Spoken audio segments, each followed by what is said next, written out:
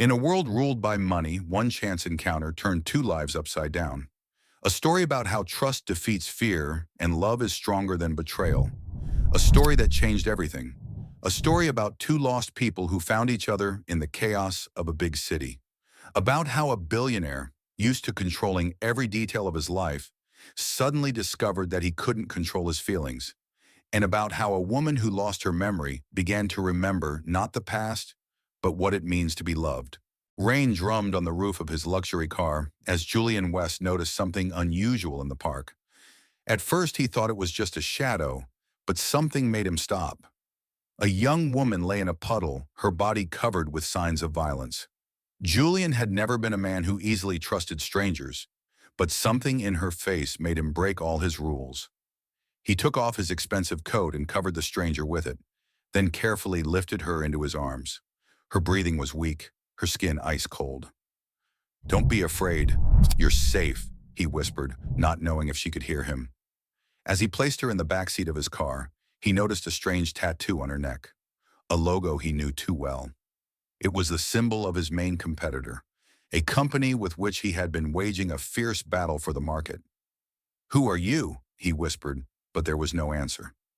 Julian quickly got behind the wheel and headed to his mansion. On the way, he called his personal doctor. "Dr. Mason, this is urgent. Come immediately." 20 minutes later, his luxury car was already approaching the mansion. The staff rushed to meet him, but Julian waved them off. "Prepare the guest room and call Dr. Mason." He carried the stranger upstairs himself, his heart beating faster than usual. Something about this woman touched his soul, even though he didn't even know her name. Dr. Mason arrived half an hour later. He was an elderly man with wise eyes who had been working with the West family for many years. "What happened?" he asked, opening his medical bag. "I found her in the park," Julian answered. "She was unconscious. There were signs of violence on her." The doctor examined the stranger, his face becoming more serious. "She's in shock," he said, "and not just from the injuries. Something happened to her memory. I see signs of amnesia." Julian frowned. "Is it temporary?" "Hard to say," the doctor answered. "Sometimes memory returns gradually. Sometimes." He didn't finish, but Julian understood his thought. "What should we do?" "Leave her here," the doctor said. "She needs rest and care, and safety." He looked at Julian. "You understand you're taking on a great responsibility?" "Yes," Julian answered. "I understand." After the doctor left, Julian remained alone in the room. He watched the sleeping woman, thinking about the strange coincidence. Why did he find her? Why was she wearing the logo of his main competitor? And most importantly, who was she? The answers to these questions could change everything. Several hours passed. Dr. Mason examined the stranger and left care instructions. "She's exhausted, dehydrated, and in shock, but nothing life-threatening," he said. "She needs rest, warmth, and observation." Julian remained alone in the room, watching the sleeping woman. Her breathing became more even, her complexion improved. And then, as the first rays of sunlight began to filter through the heavy curtains, she slowly opened her eyes. Light filtered through heavy curtains as Eva slowly opened her eyes. She looked around, not recognizing the luxurious room. Where was she? How did she get here? Her memory was blank, like a clean sheet of paper. "You're awake," she heard a soft male voice. Julian stood by the window, his silhouette clearly outlined against the morning light. "I found you in the park. You were unconscious. I brought you here, to my home." Ava tried to sit up, but pain pierced her entire body. I I don't remember who I am. I don't remember how I got there." Julian came closer, and in his eyes she saw a mixture of concern and curiosity. "But I remember one thing," she added, touching her neck. "I remember that I had to hide, that someone is looking for me." Julian noticed how her fingers touched the tattoo, that same logo he recognized. "Did you work for Caldwell Global?" he asked directly. Eva flinched as if struck. I I don't know, but when you said that name, something inside me." She closed her eyes, trying to catch the elusive memories. "I feel fear and pain." Julian sat on the edge of the bed. "My name is Julian West," he said softly. I'm the owner of West Industries. We are competitors with Caldwell Global. Eva looked at him with wide eyes. You? You're a billionaire? Julian smiled. That's not important now. What's important is that you're safe and that I won't let anyone harm you. Eva felt tears welling up in her eyes. Why are you helping me? You don't even know who I am. Because when I saw you in the park, I knew I couldn't walk away, he answered. And because in your eyes I saw what I saw in my own many years ago.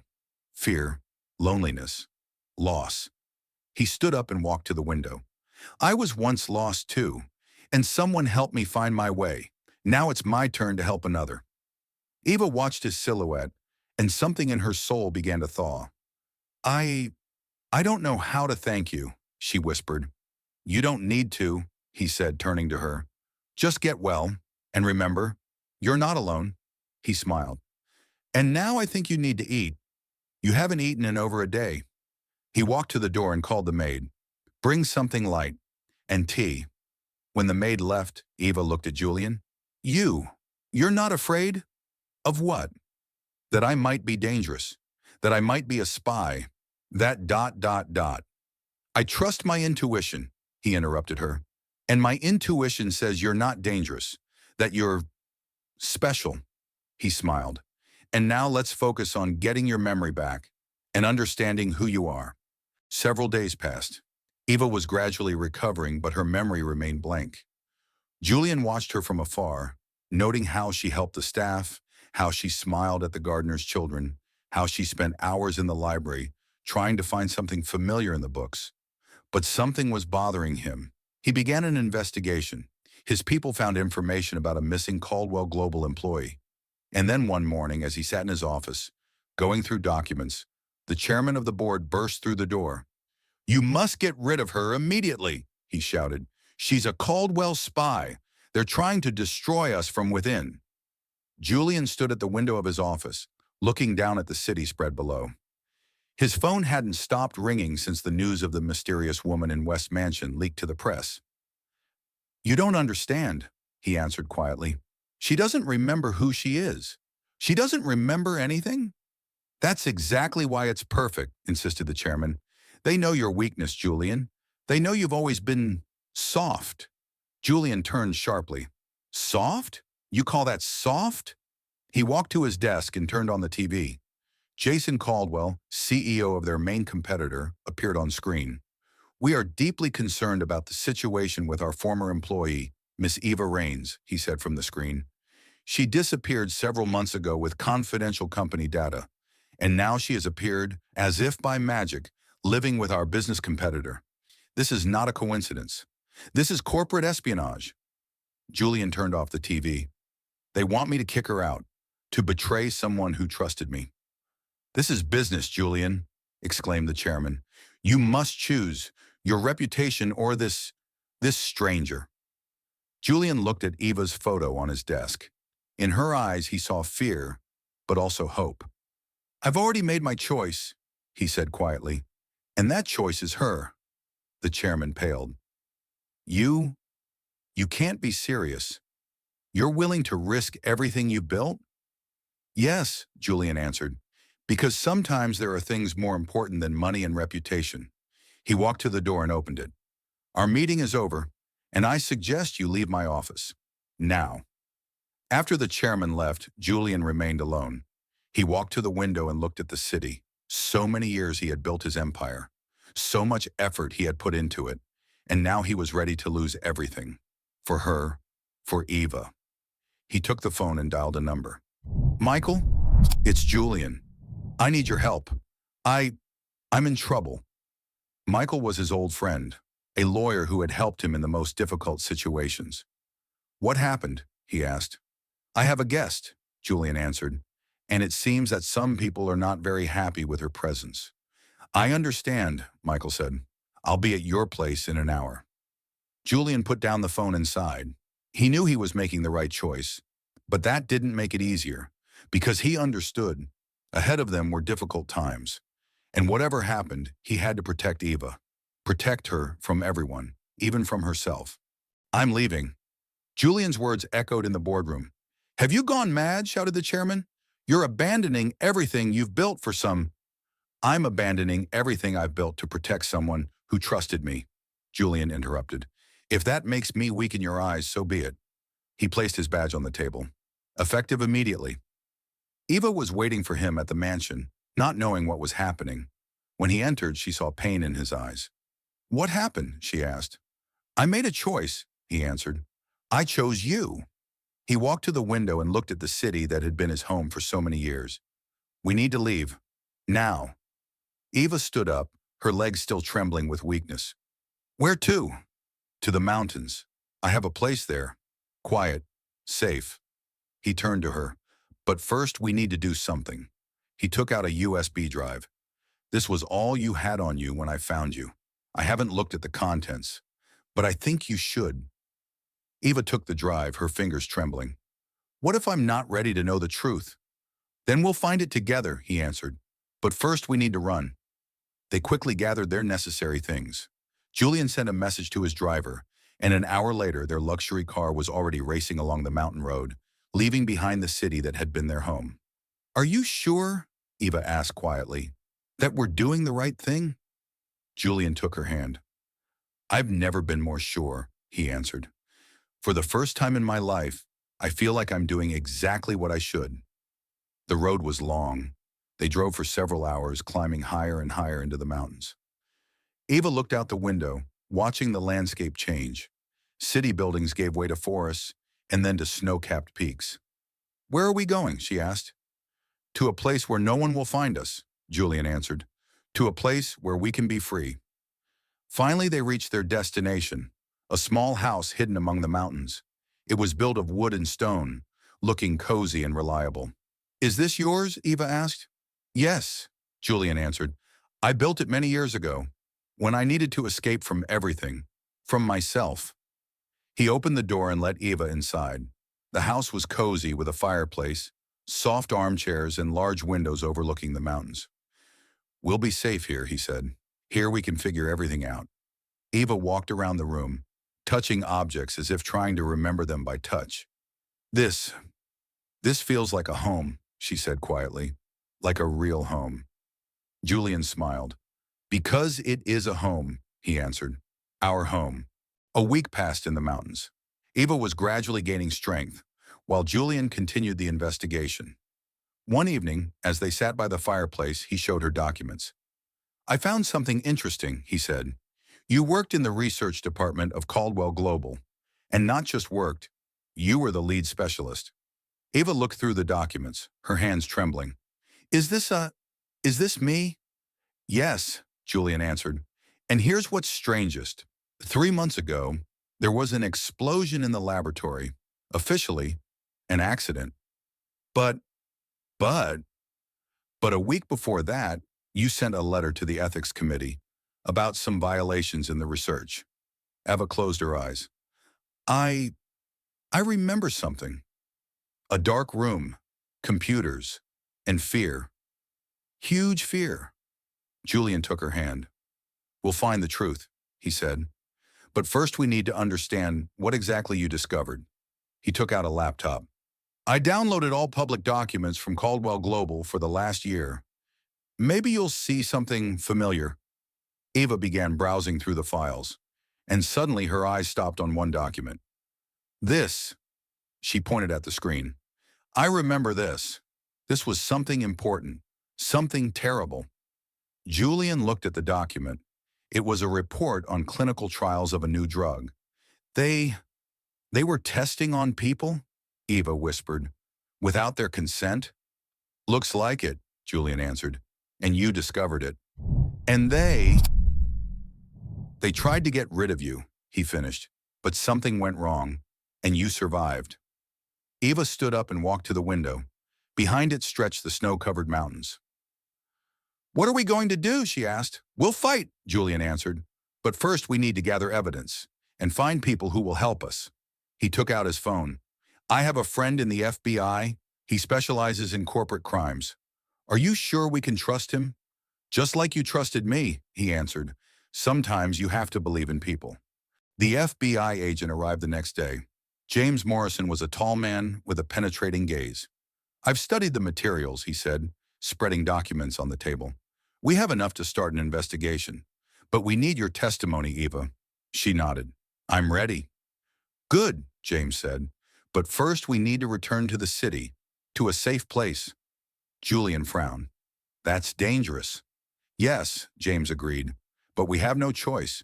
We need to act quickly before they destroy all the evidence. Eva looked at Julian. I have to do this, she said. For those who suffered. For myself. He sighed.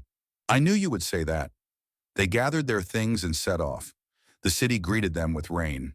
James brought them to a safe house, an apartment in the very center, but one that only a select few knew about. We'll prepare the materials here, he said, and tomorrow morning you'll give your testimony. But in the morning, their plans were disrupted. Julian woke up to the sound of footsteps in the corridor. He quickly got up and went to the door. Jason Caldwell stood behind it. Good morning, Julian, he said with a cold smile. I've come to take what's mine. Behind him stood two men in black suits. How did you find us? Caldwell laughed. We've been watching you from the beginning. And now, he took out a gun. Now we'll finish what we started. At that moment, the bedroom door opened and Eva came out. Seeing Caldwell, she froze. Good morning, Eva, he said. How nice to see you again. You, she began, but Caldwell interrupted her. Don't waste time on talk. You know why I'm here. He raised the gun. Goodbye, Eva. But before he could shoot, there was a crash. The door flew off its hinges, and FBI agents burst into the room. FBI, hands up. Caldwell turned around, and at that moment, Eva rushed at him. They fell to the floor, struggling for the gun. A shot rang out, but the bullet hit the ceiling. A second later, Caldwell was in handcuffs. Jason Caldwell, you're under arrest, James said, for attempted murder, corporate espionage, and illegal clinical trials. Caldwell looked at Eva. You remembered everything? No, she answered, but I remembered enough to find the evidence. She walked over to Julian, who was standing against the wall, his arm in a sling. Are you wounded? She asked. It's nothing, he answered. The main thing is that you're safe. Eva hugged him. Thank you, she whispered, for everything. It's nothing, he answered. I just love me, she finished. Yes, he said. I love you. James approached them. We need to go, he said.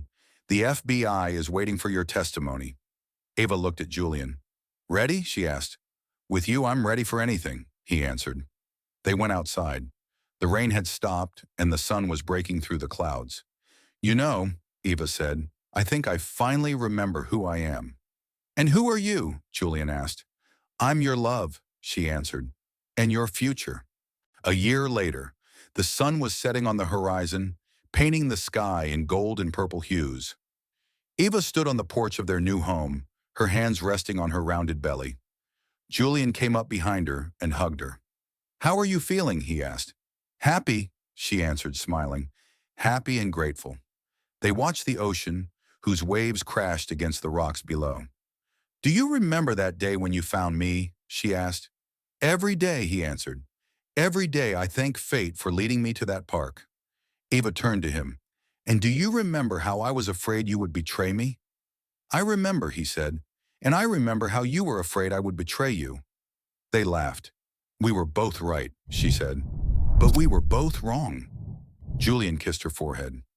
We built something special here, he said, not just a house, but a place where people who have experienced the same as you can find healing. Eva nodded.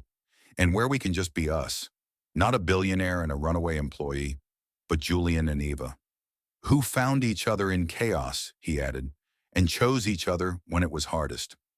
They stood together, watching the sun set on the horizon, knowing that their love, born in chaos, had become stronger than all trials, and that sometimes the most beautiful stories don't begin with once upon a time, but with everything went wrong.